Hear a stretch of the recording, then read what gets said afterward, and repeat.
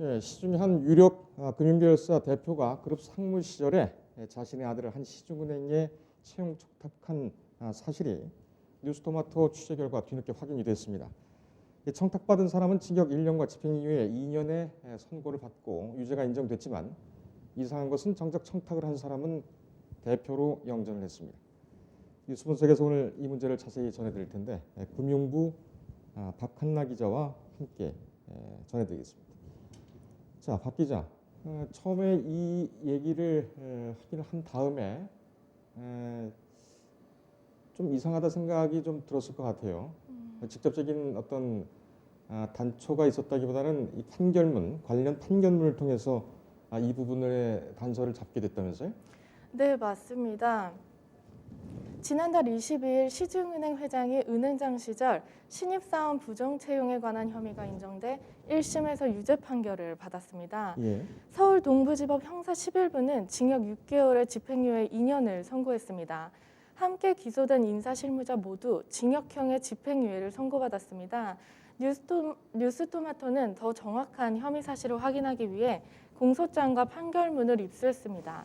공소장과 판결문을 대조한 결과 외부 청탁자들을 알 수 있었습니다. 잠깐만요. 지난달 22일이었고 시중은행의 회장이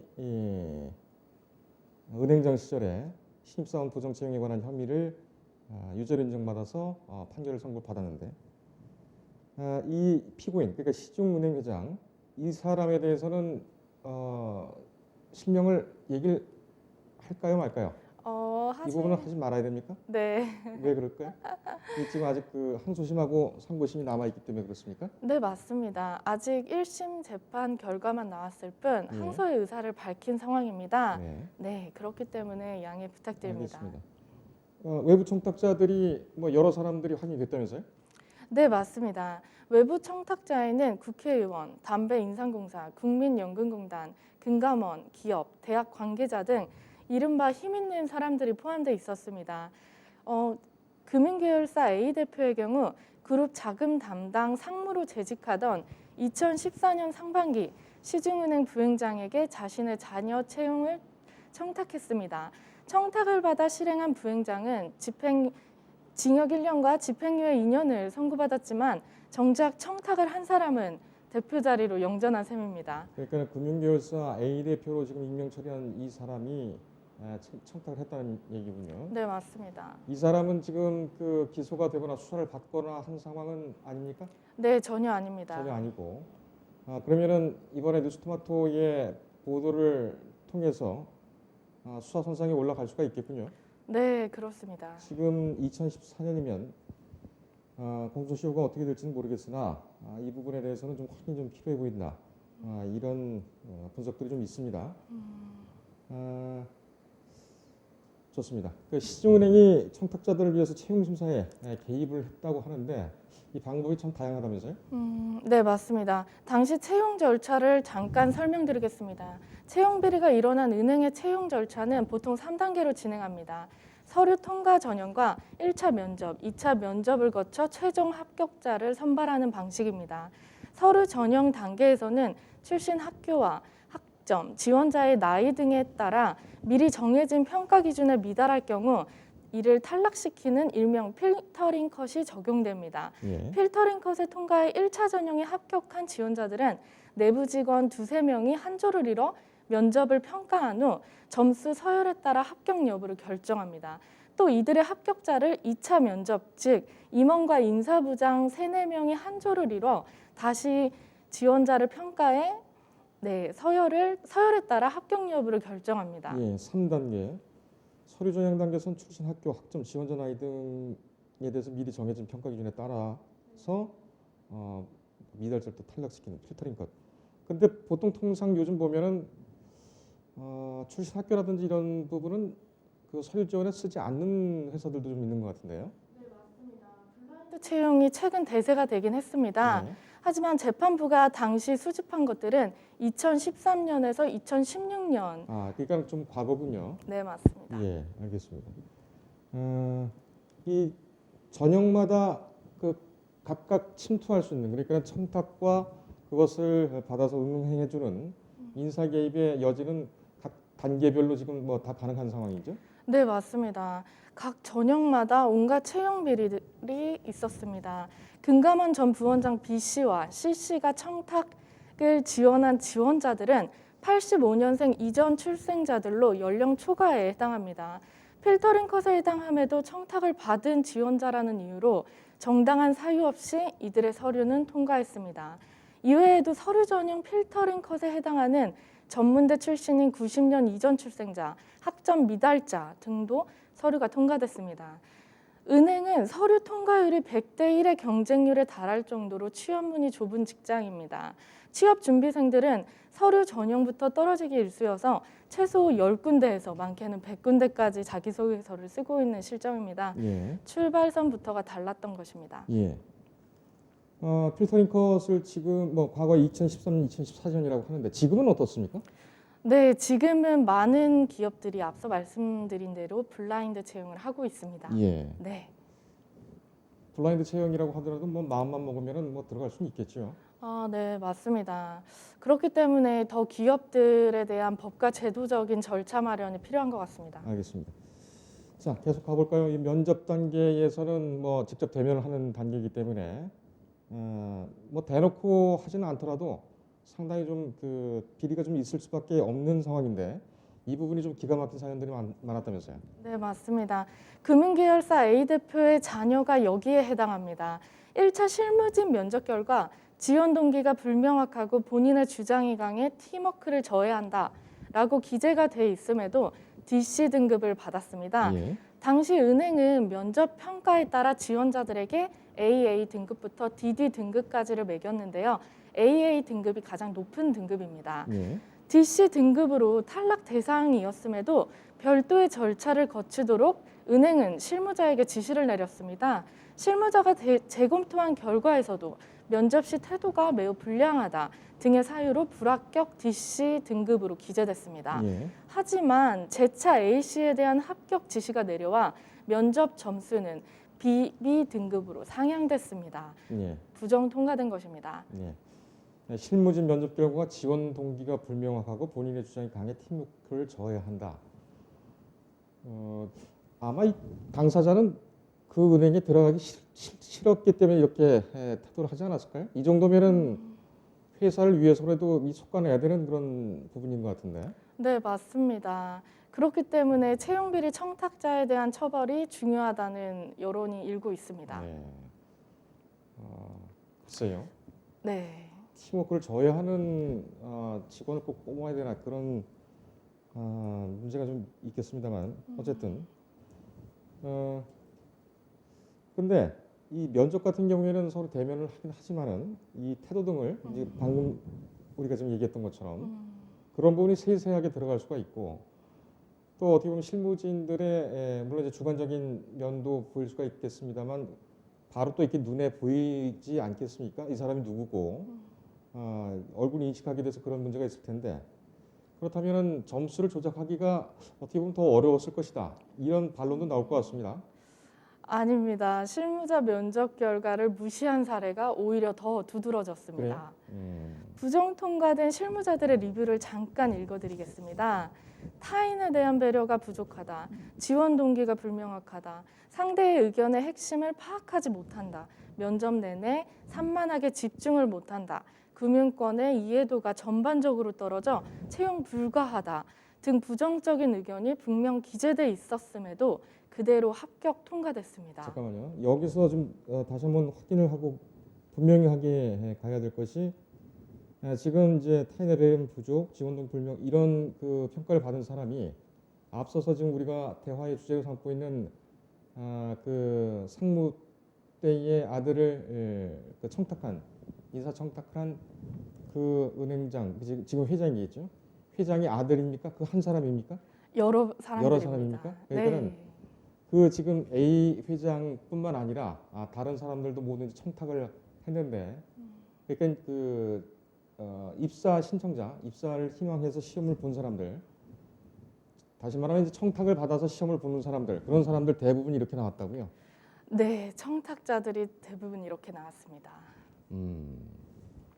그렇기 때문에 더욱 문제가 되고 있습니다. 외부 청탁자들은 총 19명이었는데요. 예.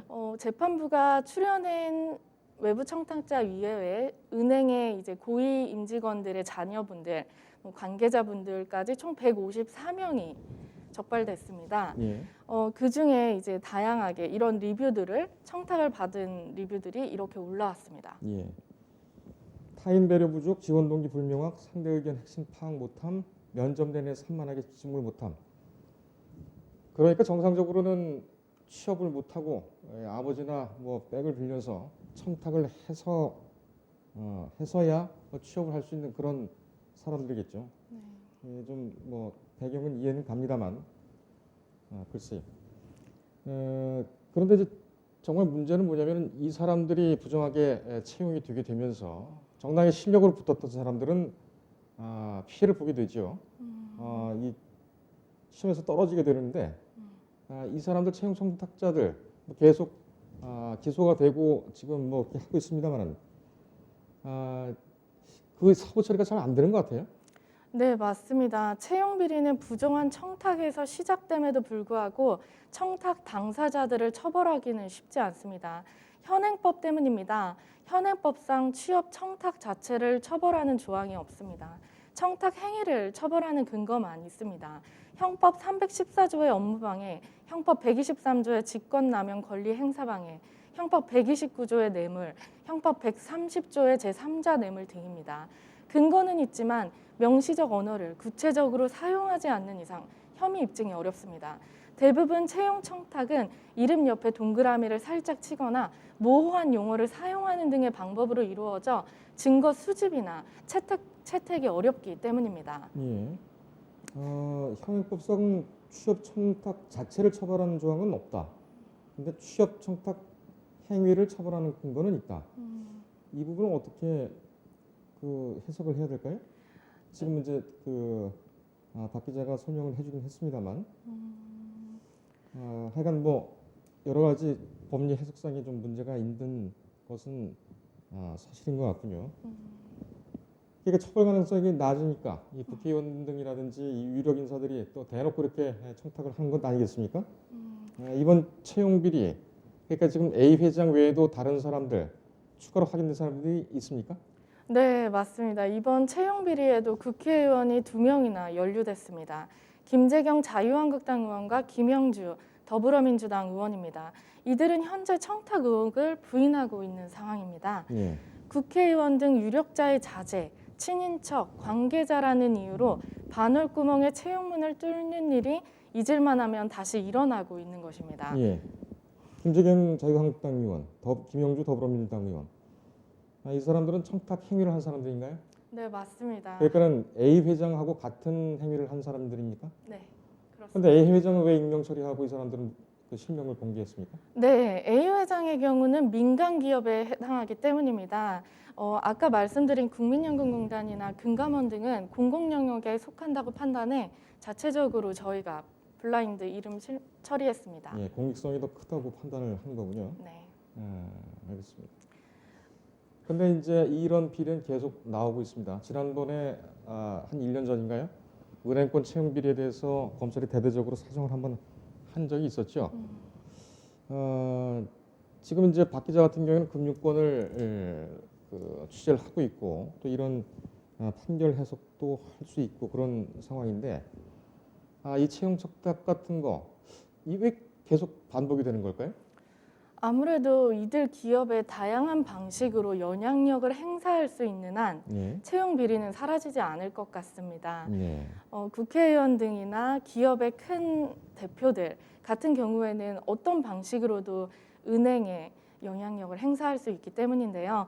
채용 비리 청탁자들에 대한 강도 높은 수사가 필요하다는 목소리가 지속적으로 나오는 이유이기도 합니다. 예. 채용 비리 근절을 위해서는 검찰의 수사 의지가 가장 중요한 것 같습니다.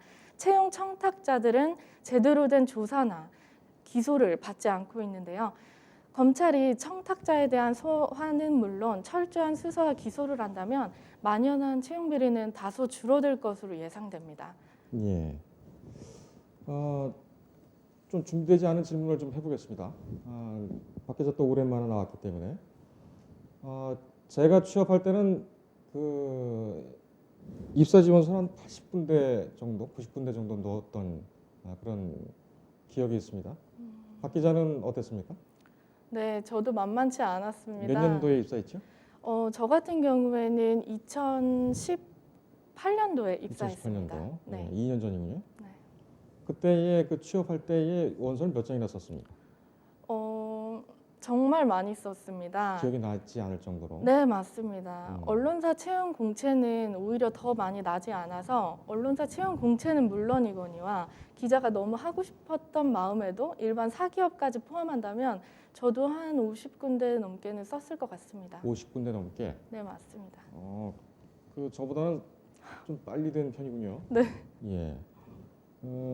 친구들 같은 경우에는 지금 뭐 이렇게 박 기자 또래의 동기들 정도면은 역시 뭐 한 50군데 이상은 계속 쓰고 있는 겁니까? 네, 그런 것 같습니다. 제가 취업하기 전 2년 전보다 현재의 상황은 더욱 심각해 보입니다.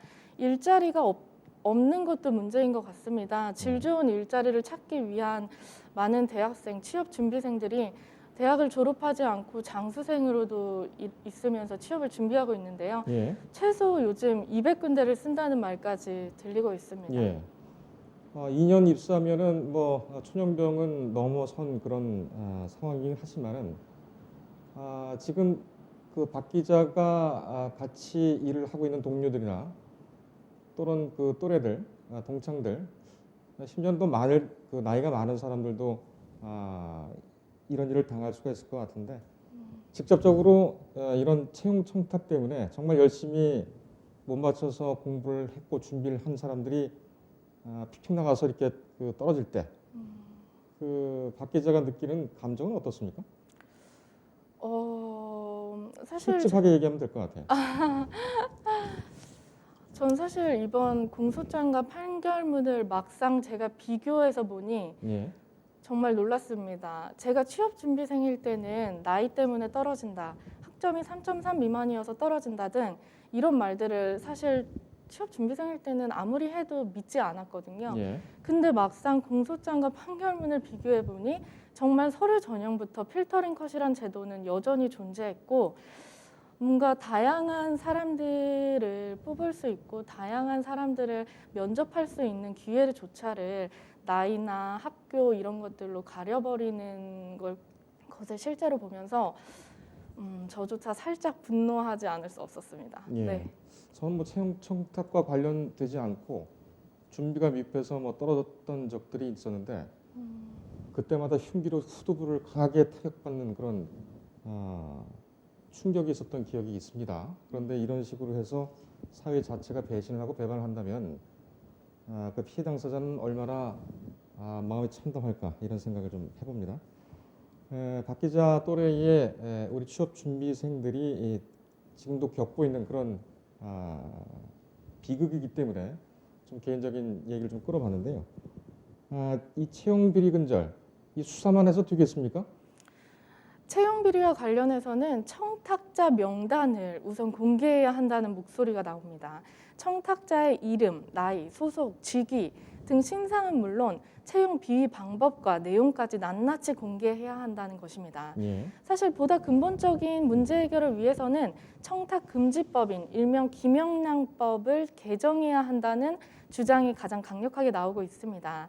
청탁금지법에 공공기관뿐만 아니라 민간 영역에서 부정 청탁을 금지하고 부정 채용 청탁자의 명단을 공개하고 내용과 그 처벌 규정까지 세세하게 명시해야 한다는 것입니다. 예. 이를 통한다면 더 이상 청년들이 희망이 뺏기지 않을 것 같습니다. 예. 네. 청탁자 명단 우선 공개한다고 지금 박 기자는 얘기를 했어요. 그렇다면 이것이 상고심가 가지고 확정이 되게 되면 지금 우리가 익명으로 처리한 A 회장도 이름을 공개할 겁니까? 법 개정이 되지 않는 이상 좀 어려울 것 같습니다. 그렇습니까? 네. 알겠습니다. 그 부분에 대해서는 또 차후에 저희가 자세하게 수설 준비를 해서 전달을 해드리도록 그렇게 하겠습니다. 오늘 여기까지 들을까요? 네. 네, 고생했습니다. 인터넷에 떠돌아다니는 수많은 뉴스 기사.